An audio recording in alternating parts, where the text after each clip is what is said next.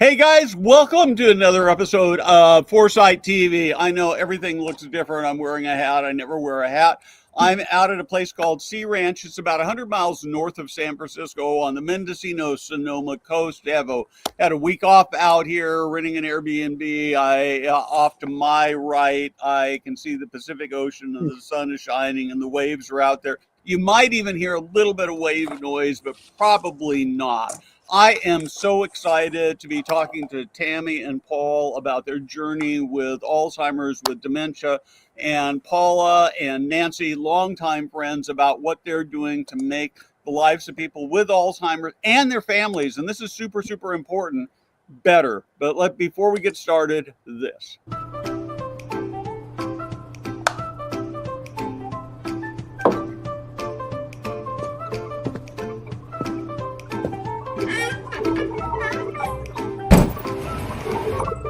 Hey guys, Steve Moran here.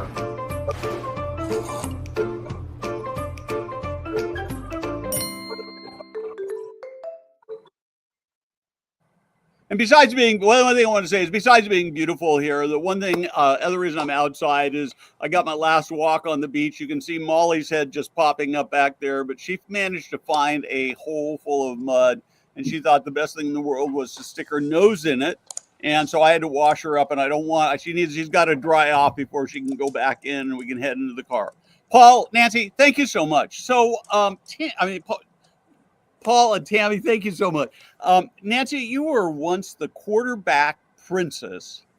And so you've had this big sort of starring public role. And you were let me see, you were both the prom queen and the quarterback. Is that right? What? You're hearing rumors. Hi, Steve. Thank you for having us today. So, Tammy, as I understand, you've got this football thing, prom queen. Is that right? Well, prom queen, maybe. Okay. Yeah. Wrong Tammy. Yeah. There's a different Tammy. Yeah, there's another Tammy. Okay, that's a different one. I got failed as I was doing my research here. Okay. It was me, Tammy, Steve. I have to admit it. What's that? I'm admitting the prom queen thing, but that was a long time ago. Got it. Great. Okay. So Tammy, you spent a long time being told that you had these symptoms that were depression, anxiety, menopause before getting your Alzheimer's diagnosis. Talk to me about the frustration and what that was like. Oh, well, first of all, I'll just say it was my granddaughter, our granddaughter, who said, Nana, something's wrong with you. You can't remember anything. And those words kind of galvanized me to figure out what was going on, because I knew I wasn't the same. I went to a neurologist who was highly recommended, and I told her all of my, symptoms, and I did the memory test, which I'd done so many times, I got 100% on. It's like I could remember that. And her words to me were, there's nothing wrong with you.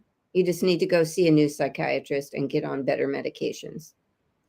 And as irritated as I was and furious with her, I realized that was the impetus I needed to find the right neurologist. And I did. I still am with a Dr. Noor Sachdev here in San Jose. And I had a beta amyloid PET scan done, which confirmed the diagnosis. And as sad and depressed as I was with the diagnosis, I recognized it finally gave me a direction to figure out how to live my best life. So I did a lot of research and recognized the diagnosis doesn't end my life. It just begins it. It's changed it somewhat. It's not the way I expected it, but I think we've learned to live really well with it. So what was it? I guess the thing that I'm really fascinated with, I almost hesitate to go here, but I think it's important enough to talk about, and we really have an industry audience, is I have a neighbor who was gone. He was a car guy. He was gone. He came home one weekend and went looking for his wife and found that she had committed suicide in the garage by closing it up and starting up a car. And the reason she did that was that she'd watched her mother die a very horrible death of from Alzheimer's, and she had been diagnosed with early Alzheimer's or mild cognitive impairment. She was very cognizant, and she just didn't want to go through it. And so she gave up. What was it about you that kept you driving forward to say, I'm not going to let this beat me. I'm going to find ways to be able to live the best life that I can, and perhaps even make it better and turn it around? I think the driving force was my love for my family, the love for all the people in my life. And I realized, we each have something we're going to deal with. I mean, none of us gets out of here without some kind of a health ailment. And I recognized I used to be an RN years ago. And one of the things I did was in caring for those patients, I did a lot of teaching and supporting, and I recognized that's what I had to do for myself. And so I looked online for all sorts of studies and recognized that all those studies involved drugs and maybe potential brain bleeds. And I thought, well, that's not something I need. And then just truly by the grace of God, I came across the Dean Ornish program. He has his Preventive Medicine Research Institute in Sausalito. And it happened to be a 9-month study. It involves Paul and I, all of our meals. There was yoga, meditation, group chats. And I recognized through those 9 months that my life wasn't over. There was something I could do. And at the end of the study, I had improved significantly. And that hope was something I had been lacking. And so we still continue with that program and lifestyle to this day. Yeah, so I want to come back to that in a minute, Tammy. Paul, I'd like to talk a little bit to you about what it was like for you. You've been married for all these years.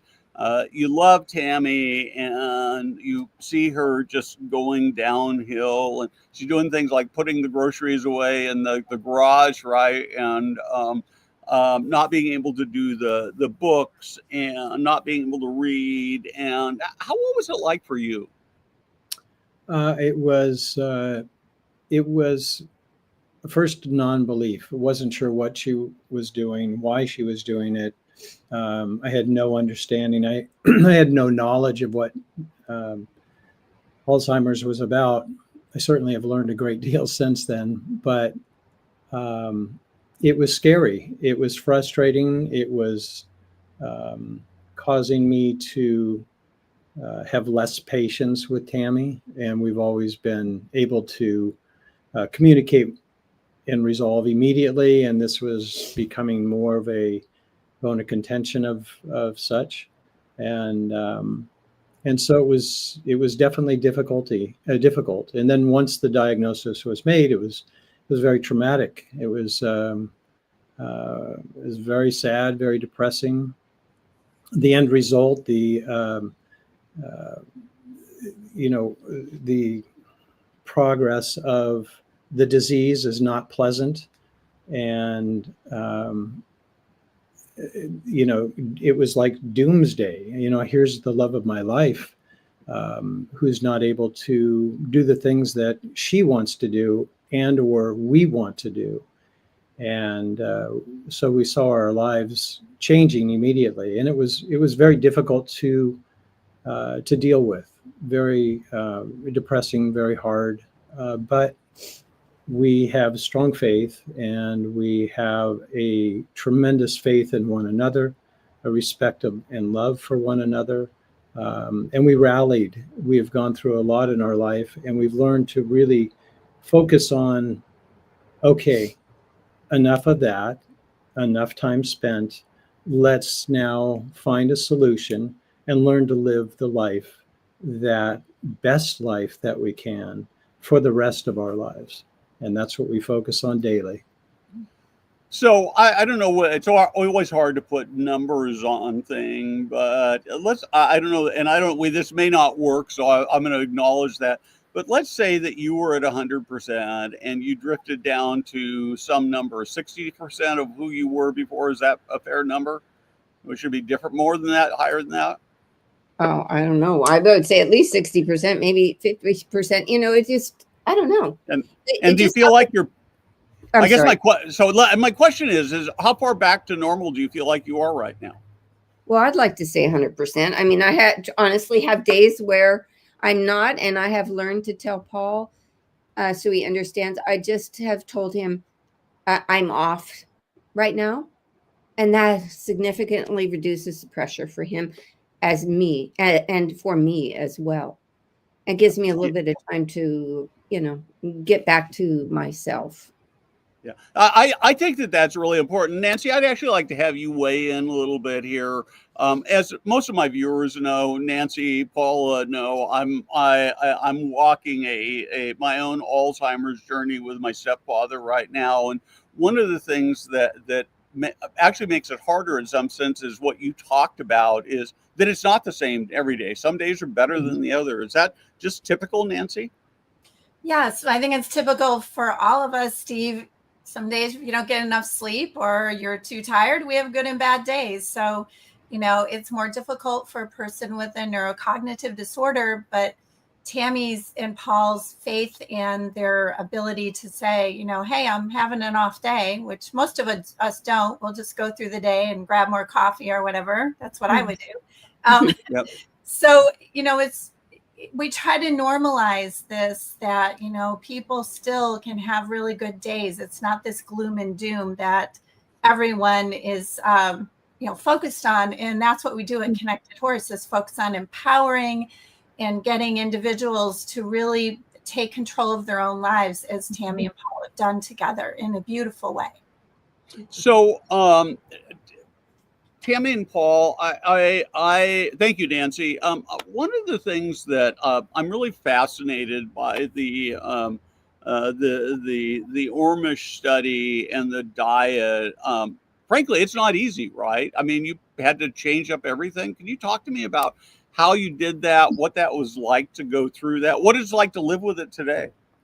Well, it was honestly difficult in the beginning. Bulked up. Yeah, because we ate like maniacs before it, thinking we're going to eat as much meat as we can possibly do. It was, I mean, wow. I stepped on the scales at Dr. Ornish's office, and I go, I've never been this heavy in my entire life. I ate really well. You know, the blessing, I believe, was that both Paula and I shared in the meals. It took a while. You know, you have to redefine your whole digestive system from being a meat eater to being a plant eater. So that was a significant bit of a struggle, but they gave us all the tools necessary, the digestive aids. They provided all of the food for us. They made it extremely simple and easy. And we were with a group of other 5 couples. So we shared that journey. To this day, we share the journey. Every Friday, we're online with them, keeping in touch. One of the other things I did was I shared my journey with all of the neighbors. I had lost a significant amount of weight, and they kept saying, oh, something's wrong with you. You must have cancer. And then I just finally decided I'm just going to blurt it out. There won't be any more speculation about what was happening with me. And I think once I did that, it took a lot of pressure off me. So I didn't have to hide any longer. It was not something I wanted to share, but I realized I didn't want to be, you know, embarrassed by it any longer. I'm the first person in my family with the disease that I know. Both my mom and dad have come to find out we're the APOE4 carriers. But my mom died of pancreatic cancer at 44. My dad of heart attack at 67. My sisters had multiple strokes. And it was like, where did this come from? It was just really, truly out of the blue. And so to have found Dr. Ornish and his program gave me hope. And it still gives me hope. And then to come across Connected Horse, which I found even before Dr. Ornish, and they allowed me to bring my family with me. And it was the first time since the diagnosis that I truly felt accepted. The horses came to me first. They provided this unconditional love and respect, as did everybody involved. So I want to want to get to a couple. I'm going to come to Connected Horse in a minute. I want to get to a couple more questions Sure. first. Talk to me. You've mentioned sort of in passing faith just a little bit. Can you talk to me a little bit more about the role faith has played in all this? I've always had a strong faith in God and a faith in our relationship, a faith in just living life to its fullest. And I think for me, that faith is a strong driving force. I have reminders all over the house about the significance of faith and believing in yourself. And it's interesting that when I'm down, I go and look at those and I read them and I remind myself. Yeah, I like that a lot. When you told your neighbors about this, I mean, I can hear in your voice how hard it was to talk about. What was the reaction? Well, I'll start by saying that I invited them to come hear about the newest journey I was on, which was probably not the exact right words because they thought we were going somewhere. Like, you must be traveling the world. Uh-huh. So I kind of really shocked them. But in a lot of ways, it relieved an enormous amount of pressure for me. I got it out. Everybody knew, everybody understood. I gave them some helpful hints, because back then I really wasn't doing that well. And I thought, they see me out aimlessly walking around. They better help me get back home. So I just wanted them to see I was strong and that this diagnosis was not going to redefine me and diminish me. Your whole story to me is just so hopeful because I think so often when people hear the diagnosis of Alzheimer's or some kind of dementia, it's like my life is over, and you're absolute proof that doesn't have to be the case. So, talk to me a little bit about how you found Connected Horse and why you made this good discovery. Why did you decide to go try it, check it out? Well, and I may have already mentioned, but a lot of the studies I found and everything that I came across had such negative impacts on my brain that I thought, I don't want to do that. And it was just, again, through the grace of God and the research that I came across Connected Horses. And in talking to everybody involved, I thought, this is where I need to be. And thankfully, they let me bring my family with me. And that helped them understand the journey and the things that we could do together individually, but also as a family to accept and move positively through the diagnosis. And that it wasn't an end to the person they loved. Okay, great. So were you a horse person before? It's really funny. I was a horse person, so we've been together. It was our first date. We've been together since we were 14. We fell in love at 14 in 7th grade. And he took me to a local Tully Road stables here in San Jose. And Bucknord stables. Anyway, we were riding and my horse bucked and somebody else came along and pulled on the reins of the horse and I fell off, but my foot got caught in the stirrup. And so I was dragged all the way back to the stables. That thing was not going to stop for anything. Oh, man. That was my introduction to horses. And did you go back and ride again? Not there. Very, very few times. Yeah. So you found this program. It looked like it could make a difference. What was it like being in the program? And I'll start with you, Tammy, but I also want to, Paul, your impressions as well. What it was like was immediate feeling of being accepted and loved and no longer alone. That everybody involved with the program, including the other participants, were well aware of the Alzheimer's diagnosis or the other dementia diagnoses that came along. And so for me, I felt just almost a warm hug, if you will, and a pat on the back that we're not going to leave you alone. We're going to give you some tools to make your life stronger. And I mean, it makes me want to cry because I still feel that way. I just can't say enough about the program. It is just incredible. And the fact that they involved my family, I think helped us all realize there is hope with this diagnosis. So, Paul, what was it like for you? It was pretty special, actually. It was an experience I've not had before. You know, being around, when I was around horses or I had the exposure in my prior history, it was very fast, no knowledge and or understanding of the horse and the need to approach calmly and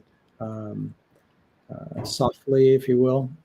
It was always more, I want to get on the horse and ride, but not knowing a thing, right? And this program doesn't entail that. And so for me, it was a really special experience. It was spiritual, and I don't mean to, overplay that word by any means, but it really was for me, a different dimension. For that, I say we started the program each time we were there in a meditated form, a circle, and we would communicate. And what was said was important at the time for us to just take what we could of it and carry it through the day with us. Mm-hmm. And for me, that was really like very, very special. And then we would, without talking, we would walk toward the horses and allow our approach to be accepted by them. And in turn, they accepted us. And with that, I learned that there is a gentle softness of a horse that I would have never expected in their walk, in their presence. And for me, it was just, it was a very special thing. And to know that I'm doing this with the person that I love, and we're experiencing the same sort of experiences without communicating, but knowing that that's going on. And by the way, it even occurred with my granddaughter, who was with us as well. And she took away the same similar messages. So for us, it was really a special program. Importantly, to acknowledge also the staff and the volunteers, their sensitivity and their genuine concern and love, and most of all, their compassion is spot on. It's a beautiful experience, and it's so believable. It's palpable. Absolutely heartwarming, quite honestly. So how much time do you actually spend with the horses? Talk to me a little bit more about your interaction with the horses and what that's like. Well, for me, it was extremely calming. They're just out grazing, and they'll walk up to you if they're interested. Otherwise, they just kind of look at you and recognize they are not to be feared. I just felt accepted. It was truly the first time I felt accepted following the diagnosis. And it was just really heartwarming. Or they come up and they put their head on your shoulder. And it was like, I'm going to take care of you. I'm going to love on you while you're here.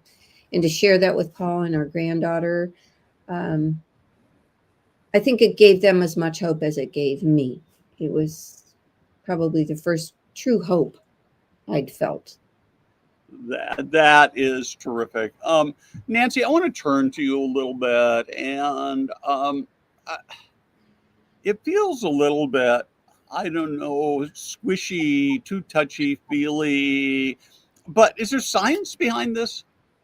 Yes, Steve, there's a lot of science behind it. It does feel squishy, but it's true love that comes out. We know that horses have been healing so many populations, all other populations for years. And when Paula and I started the program, we thought, why not helping people on this journey of living with the diagnosis of dementia? And why not have their care partner with them, because they are on this journey. And in 2015, everything was separated. They didn't have, a person went to one group and they went to the other group. They didn't have them together. So that was really important to Paula and I, that we had them together on the journey. We started a research project at Stanford University in 2015. Then we had excellent results. 3 out of 5 measures were positive at a p-value of 0.001, which is the highest. So then we went to UC Davis to work with their Alzheimer's Center and the veterinary school to see if it also benefited the horses as well as the participants. So we've done a lot of research and development on this program prior to even offering it out to the public. And we have seen it over and over, this activation of individuals who have come through the program, and all of a sudden they activate and take control of their lives from this time with horses. The research was 15-hour intervention that I affectionately call a support group on steroids, from all the activities and when it happened. And then we also our programs are 2.5 hours for 3 consecutive weeks. And you know how busy life is, Steve. People come back, they show up early. They want to be part of this program. And as Tammy's mentioned, our amazing volunteers, because it's a free program, we do not charge for it. Our amazing volunteers are there and active and present and want to help people on this journey. And we hear from those that come back that they go on a cruise, they go on a trip, they go see Dr. Ordish's program. They are not, there's no stigma hanging over them again. It's hope and activation. So I don't know how you put a value on that, but in our world, as myself as a gerontologist working with this population for almost 30 years, I finally see what Paula and I were looking for, is people get activated and really take control of their lives and come out from the stigma and be part of community again. And that is really the magic of a horse, is a mirror to our emotions. So whatever you put out in the world comes back to you from that horse. They are prey animals, which people don't understand. They're not predators like your dog, Steve. They're prey animals, and they're constantly reading the energy in the environment to see, do you want to be in relationship with me? Do you want to be with me? Or are you putting off some energy and fear or what have you that I'm not going to get near you? And so when the horse puts a shoulder on Tammy, I mean, they come right to the person, not usually the care partner. They come right to the person and put their shoulder, their head on their shoulder, and are present with them. And that strength helps them through the next week or the next day. Yes. Oh man, I feel like I want that now. So I've got one in my backyard. You can spend some time with me, Steve. Oh, great! I should do that. As you know, Nancy, my horse experiences have limited, but not terrific. So I know we need to. Well, look how Tammy and Paul started. They came back. That's right. Yeah, I wrote just for people background. I once did a fly fishing trip where I rode a horse 15 miles in a day, and it was a pretty miserable experience. So You've never ridden long time. Yeah, it was. For somebody who's not a horse person, it was not. I was sore for a week afterwards, and I was a lot younger. So anyway, it's all on the ground. Yeah. So do people come back to the program again, or is it 15 hours and done? No, if people come back, but we try to keep it open for others. We hope that the 3 weeks have really helped them so they don't need to come back, but sometimes people want to. And that's okay. If we have the space available, we'll allow that. But honestly, they just go on, as Paul and Tammy can say better than I can, of how it does activate them to move into their future and what's ahead of them.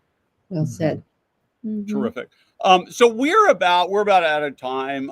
Nancy, I'd like to talk a little bit about the ways people can get involved, and maybe three areas that you can touch on. If you've got somebody who's a loved one who has Alzheimer or dementia, how do they get involved? If you look at that and you say, oh man, I just like to help put some money into this to help support the program. And thirdly, if I'm a senior living person, I'm saying, man, I've got some residents who could really use this. Okay. Help me out on all of those. So we have a website called connectedhorse.org. We are a nonprofit. We're always raising money for the program. That's the one part that's hard for Paula and I, but we're always trying to raise money so we can serve more people. We're primarily in Northern California, but we just are starting a barn in West Virginia. We have interest from across the country, and I talk to anyone who calls us to see if it's a good fit. So typically we're at a stable, or we're at a therapeutic riding center, which is called a PATH center, that serve disabled children, teens at risk, veterans with PTSD, et cetera, similar programs. And so we're out there and are, trying to expand. Our dream is that it would be in every community when someone's diagnosed. And because Paula and I are from senior living and that is our profession, we have been working with communities that have been supporting us, and we can do a one-day barn experience so they can come out and see if they like the program, try it out in kind of a mini setting, and then join the, we have a screening process. Most people are diagnosed within 3 years in our early stages, and they need to be ambulatory for safety reasons, obviously. And so we look at every single individual to see if they're a good fit. In our research project with almost 90 participants, we only had to turn down one person, which Paula and I were not happy about, but we had to from the research standpoint. But honestly, we're out of research, and we want this program to be everywhere. And we hope people will come and look for us at connectedhorse.org, starting in California and spreading out across the country. That is our dream. Yeah. Awesome. But Tammy, Paul, any last words?